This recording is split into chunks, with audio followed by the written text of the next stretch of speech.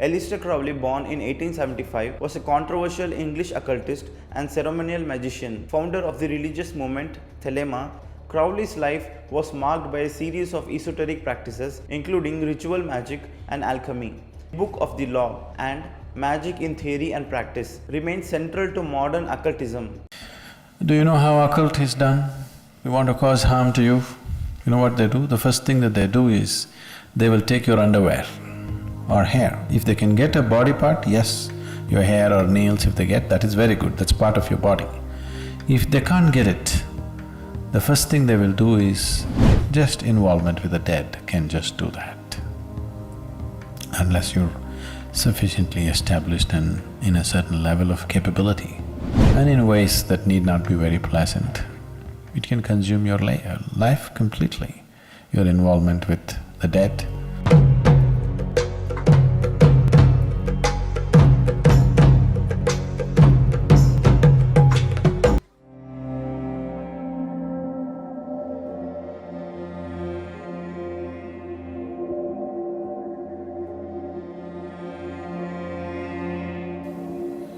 What you should do is,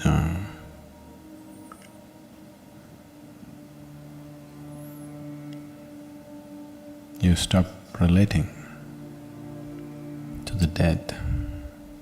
One thing that you need to understand is, someone is your grandmother, your mother, your father, whoever they are to you. Whatever they might have been to you, however dear they might have been to you, however close and intimate they might have been to you. The moment they shed their body, their general sense of mind, intellect and emotion, your business with them is finished. They left all those things here, right? Yes? All those things they left here. All the things that you knew about them is finished. Some other sap is still on, but you never had any relationship with that sap. Your relationship is with the other aspects. All those aspects were shed when that person died. So, the only thing that you do when somebody dies is you cherish the beautiful moments that you had with them, that's all. If there was something beautiful, you cherish that, otherwise just forget about them. Don't try to work your guilt and your problems through the dead. It can just become very complicated. It can become very, very complicated. Leave the dead to the dead. No, somebody said this a long time ago. You must leave the dead to the dead. You have no business with them. Unless you're in a certain level of mastery of your own whatever, you shouldn't even look in that direction, because you could just completely run around in your life by trying to do something silly. So there may be tendencies which may make people do certain things, but it doesn't mean anything. It just doesn't mean anything. Someone who doesn't have a body doesn't have any business with food or clothes or anything, isn't it? Yes.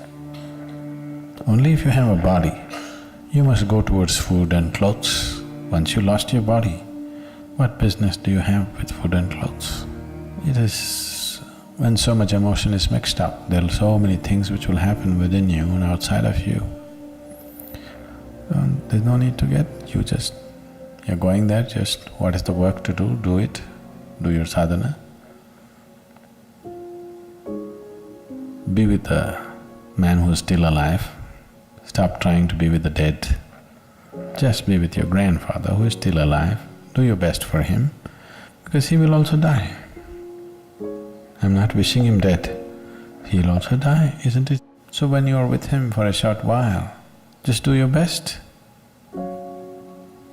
See how to enrich your life and his life for those few moments that you're there. rather than doing all kinds of fanciful things with your grandmother. Your grandmother's business is over. She has no business to come and look in a cupboard. It is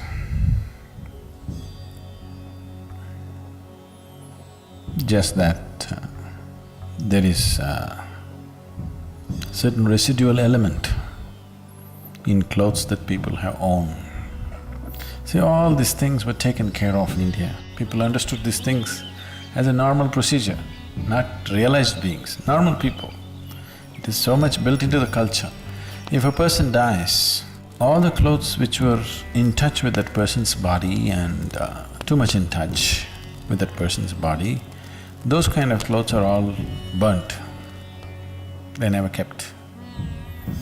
Only clothes that that person occasionally wore, such things are given only to your blood relative, nobody else. To your daughter or a granddaughter or a son or somebody like this. And that also, first 1 year you should not wear it.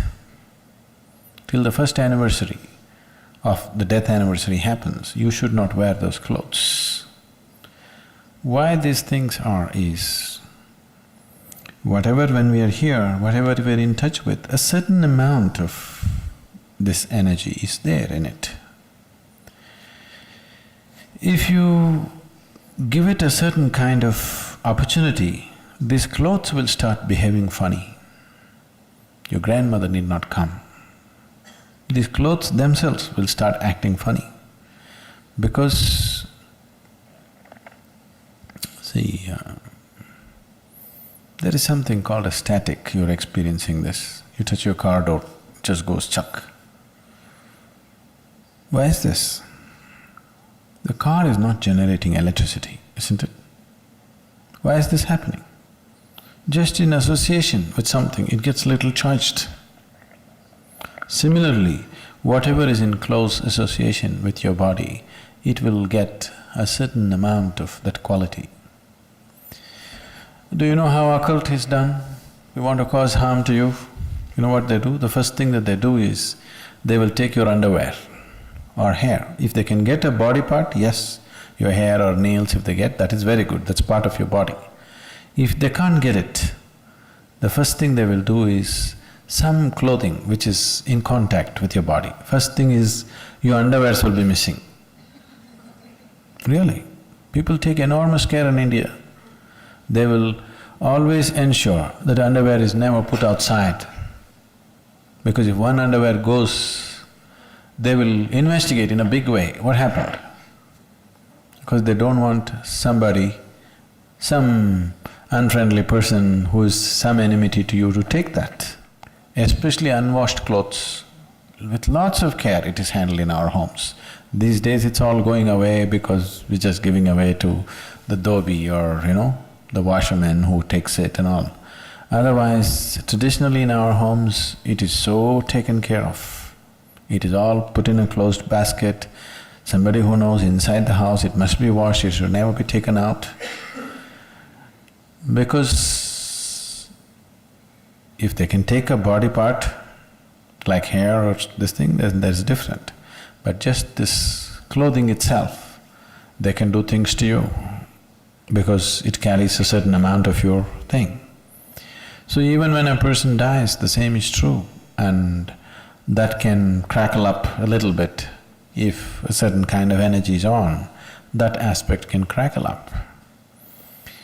There have been instances, I don't know if I should go into this. You're interested in spooky stories. There have been instances where, somebody dies and, like she's saying right now, actually things moving around, especially things that they intimately used, those things just moving around here and there by themselves. In the immediate few days after the person is dead, that person is not coming and moving anything. It is just that whatever your energy that was associated with that is sort of withdrawing. In the process of withdrawal, there'll be a little bit of extra movement. See, now your engine is on in the car, standing there without any too much vibration. When you switch it off, when it's just dying down, do you see little extra shake in the car? Have you noticed it? These days cars are built in such a way that you don't notice it much, but the older engines you see, when you switch it off, it'll go. It's stopping. Actually it should recede, but that's not how it is. From one mode to another mode, when it shifts, there will be a little extra reverberation. Similarly, your engine is going off. Now there'll be little extra shake all over the place. That extra shake is mistaken to be ghosts walking all over the place. No, it is not about any ghost walking. It is just a certain withdrawal of energy that some things may happen, not necessarily every time. A lot of things are imagined by people, but it can happen. It does happen. So, for all these things, to ensure that those things are cleaned up, if a person dies today, after 3 days, we will do one kind of procedure. On the 11th day, we'll do another kind of procedure. On the 13th day, we'll do another kind of procedure. At the 40th day, we'll do another kind of procedure. All this is to ensure that no residue of that person remains, so that dead can be packed and sent, living can continue their life. If the living get involved with the dead, they will lose their life in so many ways. All this spooky thing is sort of intriguing, but it can just consume your life in so many different ways, in many ways, in ways that you will not understand right now, and in ways that need not be very pleasant. It can consume your life completely, your involvement with the dead. This does not mean there is somebody sitting there who's trying to suck your life out. No. Just involvement with the dead can just do that. Unless you're sufficiently established and in a certain level of capability, you should not look in that direction. It's not necessary. Madame Blavatsky's spiritual journeys and theosophical teachings. Helena Petrovna Blavatsky, born in 1831, led a life characterized by mysticism, travel and pursuit of ancient wisdom. As a young woman, she claimed to have embarked on extensive journeys through Asia, where she purportedly encountered spiritual masters and gained access to esoteric knowledge. In 1875, she co-founded the Theosophical Society in New York, aiming to foster a deeper understanding of spirituality that transcended cultural and religious boundaries. Blavatsky's most significant work, The Secret Doctrine, published in 1888, delved into the origins of the universe, human evolution, and the interconnectedness of all life. Drawing upon Eastern and Western religious traditions, she sought to unveil the esoteric truths that underlie the surface of religious teachings. Despite controversies surrounding her claims of psychic phenomena, Blavatsky's teachings gained traction, influencing subsequent occultists, scholars, and spiritual seekers. Her legacy endures in the ongoing exploration of theosophy, the New Age movement, and the broader realm of mystical thought. Blavatsky's eclectic approach to spirituality, coupled with her emphasis on universal brotherhood, continues to inspire those who seek a more inclusive and interconnectedness understanding of the metaphysical. The legacy of Anton LaVey, Satanism Beyond the Taboo. Anton LaVey, born in 1930, emerged as a central figure in the countercultural landscape of the 1960s when he founded the Church of Satan in San Francisco.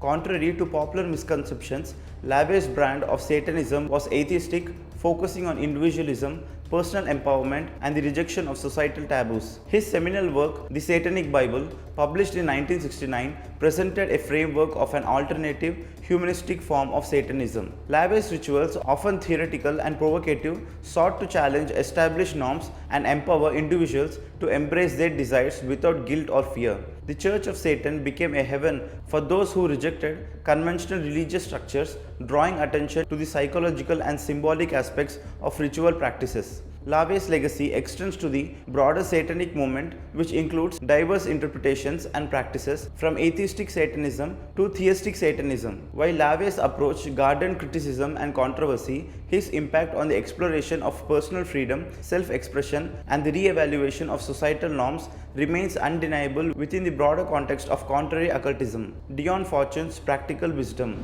occultism in everyday life. Dion Fortune, a British occultist born in 1890, distinguished herself by emphasizing the practical application of occult principles in everyday life. As the founder of Fraternity of Inner Light, Fortune sought to bridge the gap between esoteric knowledge and its tangible benefits for individuals. Her influential works such as The Mystical Kabbalah and Psychic Self-Defense provided practical insights into the application of mystical teachings. Fortune's approach involved integrating occult practices into daily routines, promoting personal development, and offering tools for navigating the challenges of life.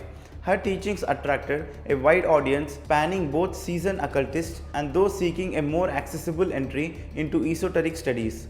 Dion Fortune's legacy endures as a guiding light for individuals interested in practical mysticism and the transformative potential of occult wisdom in navigating the complexities of the modern world. Eliphas Levi, unraveling the symbolism of the Baphomet. Eliphas Levi, a 19th century French occultist, made lasting contributions to the understanding of symbolism within the Western esoteric tradition. In his influential works, including Transcendental Magic and The Key of the Mysteries, Levi explored the hidden meanings behind ancient symbols, unlocking the mysteries of the occult. Levi's conceptualization of the Baphomet, a symbol representing duality and transcendence, became an iconic and enigmatic image in occultism. Through his writings, he sought to elucidate the esoteric connections between alchemy, Kabbalah, and Christian mysticism, offering a framework for understanding the deeper layers of occult symbolism. His impact extended beyond his lifetime, influencing subsequent occultists, artists, and secret societies. Levi's work laid the groundwork for the visual language